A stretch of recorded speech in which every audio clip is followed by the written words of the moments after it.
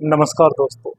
स्वागत है आपके अपने YouTube चैनल में। वो दोस्तों कहते हैं ना, कर्मों का कोई मीनू नहीं होता। जो आप दूसरों को सर्व करते हैं वही आप डिजर्व करते हैं। कहने का मतलब ये है, आप जो दूसरों के लिए करोगे वही रिफ्लेक्ट होकर आपके पास आएंगे। तो दोस्तों, अपने कर्मों के प्रति हॉनेस्ट रहिए। आपके आज के कर्म आपके कल के भविष्य का निर्धारण करते हैं। तो दोस्तों, इसी के साथ हम आज का अपना टॉपिक सर्कल शुरू करते हैं। दोस्तों, इसमें हम सर्कल सर्कल से संबंधित टर्मिनोलॉजी, सर्कल के सूत्र और उन सूत्रों का डेरिवेशन मतलब उत्पत्ति, कैसे वो सूत्र बने, उनके बारे में पढ़ेंगे। दोस्तों, किसी भी टॉपिक को समझने के लिए, उस पर अच्छी पकड़ करने के लिए उसके कंसेप्ट को समझना बहुत ही जरूरी है। तो यहाँ पर हम सर्कल के कॉन्सेप्ट को समझेंगे अच्छी तरह। उसके बाद आपका जो टॉपिक सर्कल है बिल्कुल क्लियर हो जाएगा और आप सर्कल के सभी सवालों को आसानी से सोल्व कर सकते हैं।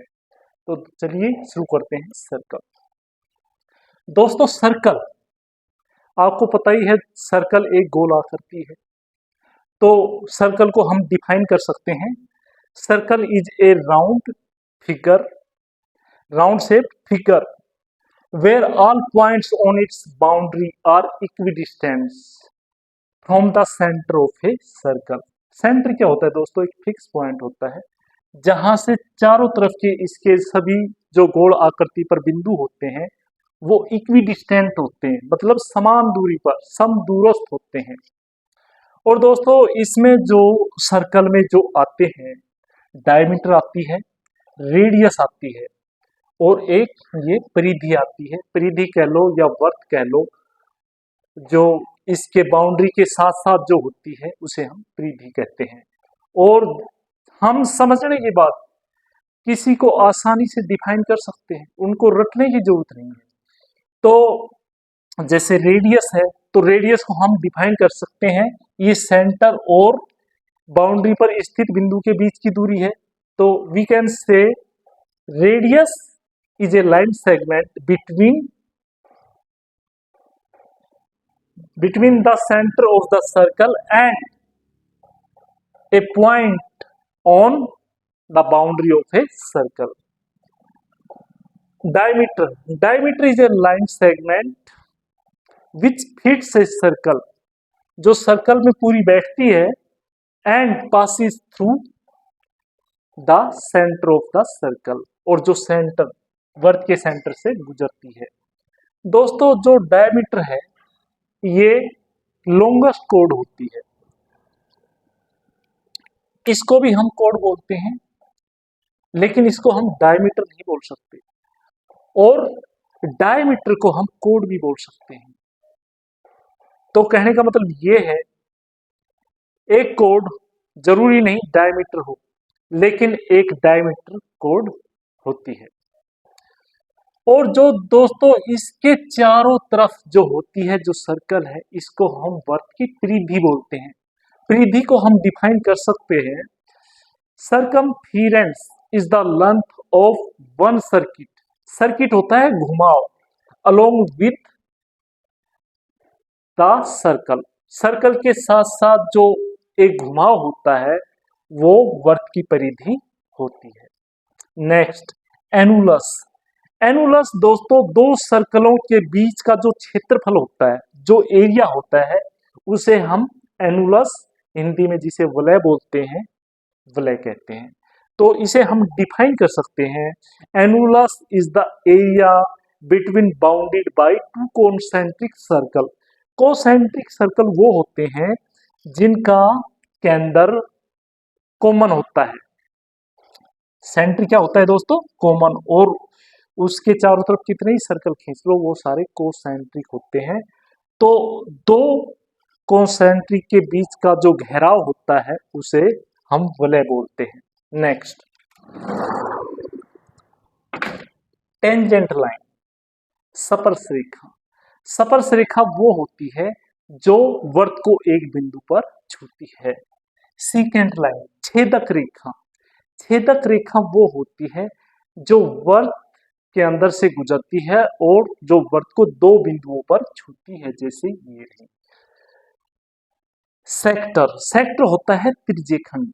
त्रिज्य खंड को हम द्वे त्रिज्य भी बोल सकते हैं। क्यों बोलते हैं? द्वे माने दो और त्रिज्य माने त्रिज्य।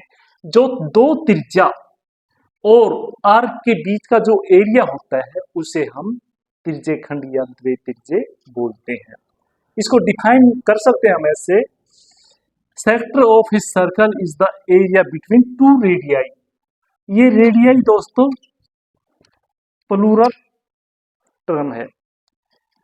एक तो रेडियस होती है, रेडियस खाली त्रिज्या होती है, लेकिन यहाँ पर टू है तो इसके लिए हम बोलते हैं two radii, between two radii and arc of the circle. और दोस्तों जिस तरह से यहाँ पर माइनर सेगमेंट है, मेजर सेगमेंट है, उसी तरह आर्क भी दो होती हैं, एक माइनर आर्क, एक मेजर आर्क। माइनर आर्क देखिए कौन सी होती है? जो सेमी सर्कल होता है, अर्धवृत्त। अगर अर्धवृत्त से छोटा है तो उसे हम माइनर आर्क बोलेंगे, लघु चाप। अगर सेमी सर्कल से बड़ा है, अर्धवृत्त से थोड़ा बड़ा है त्रिज्य खंड, ये त्रिज्य खंड ही है एक किस्म का,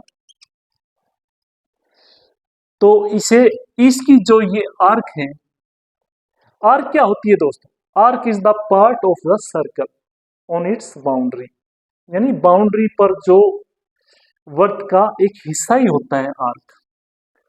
तो इसे हम क्या बोलेंगे दोस्तों? मेजर आर्क,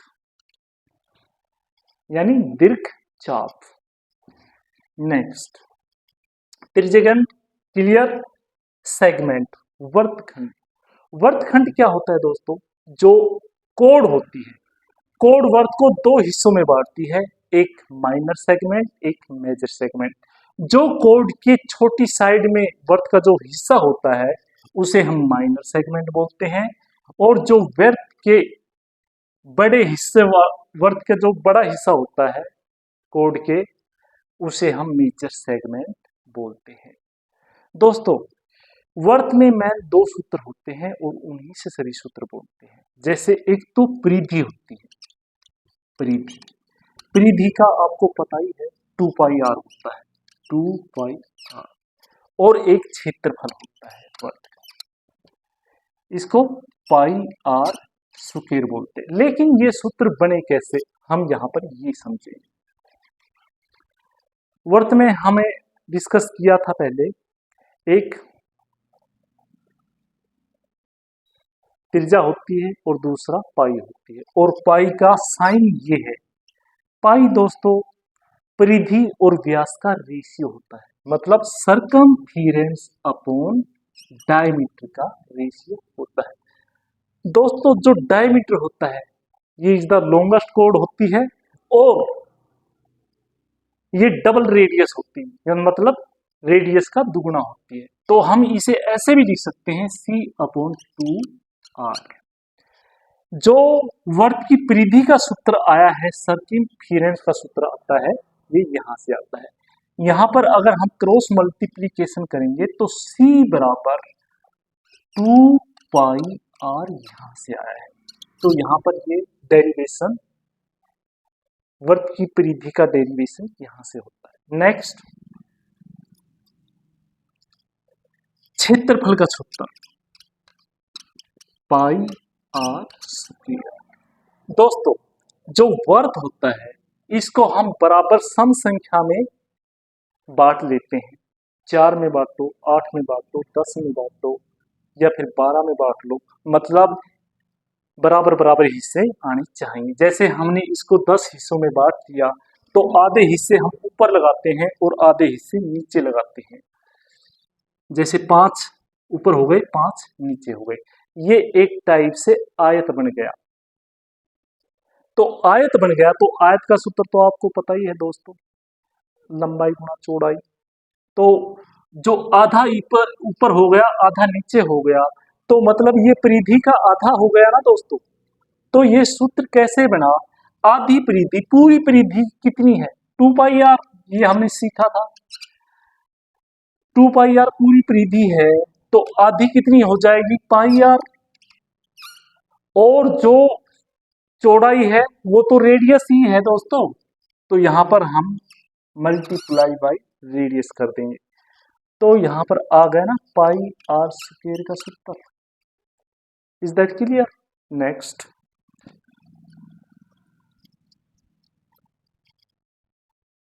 त्रिज्य खंड का क्षेत्रफल। दोस्तों पूरा वर्त का क्षेत्रफल, जो वर्त का क्षेत्रफल 2 पाई आर होता है, 2 पाई आर, वर्त का पूरा क्षेत्रफल का क्षेत्रफल जो होता है पाई आर स्क्वायर, ये पूरे 360 डिग्री का होता है। लेकिन यहां पर तो हमें रेडियस तो इतना ही है, इतने का सूत्र काटता है। तो दोस्तों हम यहां पर क्या करेंगे, 1 डिग्री का निकालने के लिए 360 से भाग कर देंगे, और इतने डिग्री का ये जो थीटा जितना भी है इसको हम इससे क्या कर देंगे, गुणा थीटा से।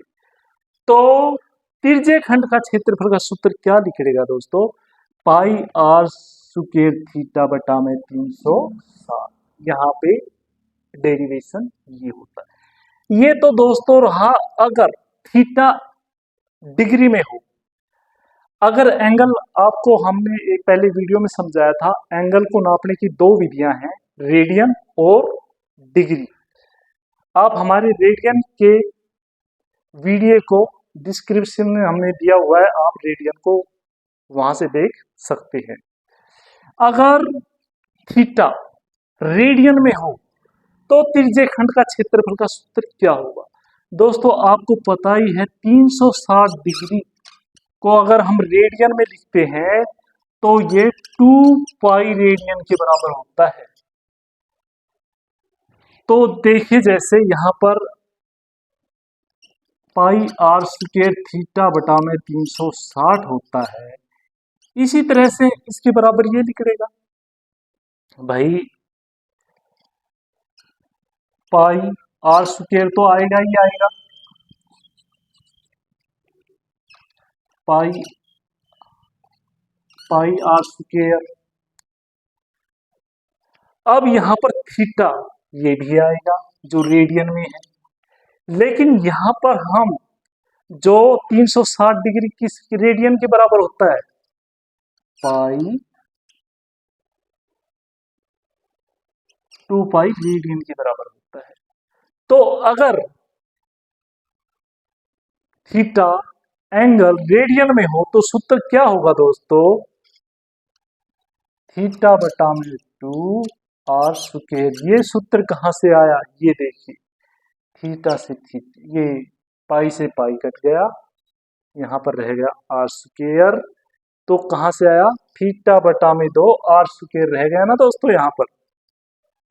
तो जब अगर एंगल रेडियन में हो तो त्रिज्य खंड के क्षेत्रफल का सूत्र होता है theta upon 2 by r radian, या आर स्क्वायर थीटा बटा में 2, क्योंकि पाई से पाई हट गया। अब देखिए वर्तखंड का क्षेत्रफल। वर्तखंड का क्षेत्रफल हम कैसे निकालेंगे दोस्तों, वर्तखंड में ये त्रिज्य खंड तो है, त्रिज्य खंड का क्षेत्रफल का सूत्र हमने देख ही लिया। त्रिज्य खंड का क्षेत्रफल का सूत्र होता है पाई आर स्क्वायर थीटा बटा में 360, और इसमें से हम इसको किसको हटा देंगे, ट्रिएंगल को। इस ट्रिएंगल का सूत्र होता है 1/2 आर स्क्वायर साइन थीटा। इस सूत्र का तो आपको पता चल गया, लेकिन इसका डेरिवेशन कैसे हुआ दोस्तों, जो यहां पर है यहां से हम एक लंब खींच देंगे, और आपको पता ही है वर्त की जो त्रिभुज का क्षेत्रफल का सूत्रफल होता है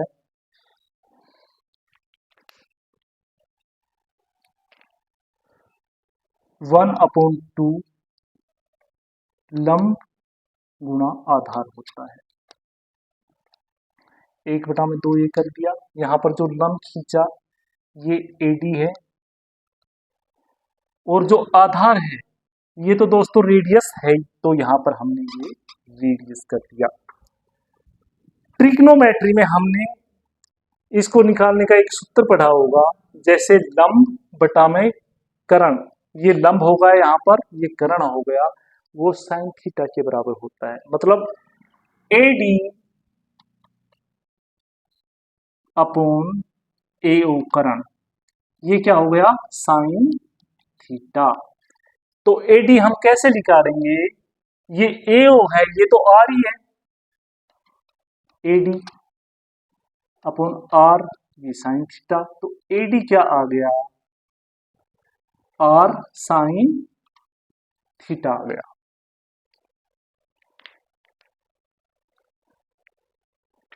तो AD के जगह हम क्या कर सकते हैं दोस्तों, R साइन थीटा रख सकते हैं, 1/2 R साइन थीटा गुणा में R, तो क्या आया, 1/2 R स्क्वायर साइन थीटा। तो यहां पर ये 1/2 R स्क्वायर साइन थीटा यहां से आया। नेक्स्ट,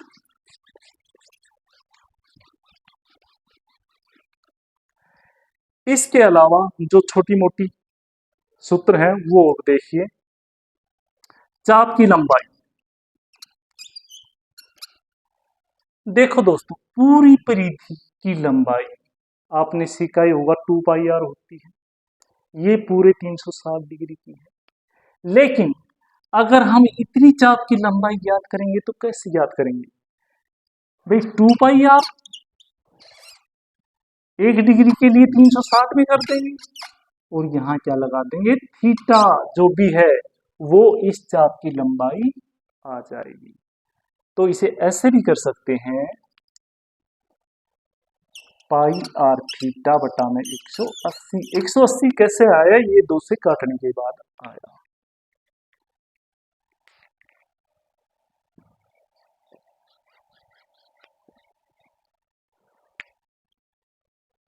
अगर ये थीटा निकालना हो तो इसका भी एक सूत्र है, थीटा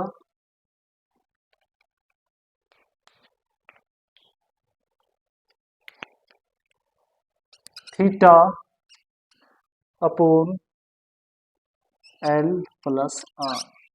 दोस्तों ये थीटा अगर रेडियन में हो तब निकालते हैं, रेडियन, ये रेडियन की परिभाषा से आया है सूत्र, वो आप हमारे डिस्क्रिप्शन में जो वीडियो दे रखे है उसमें आप रेडियन के बारे में अच्छी से तरह समझ सकते हैं। इसी सूत्र से हम L भी याद कर सकते हैं, कैसे करेंगे, क्रॉस मल्टीप्लिकेशन से, L इंटू थीटा R।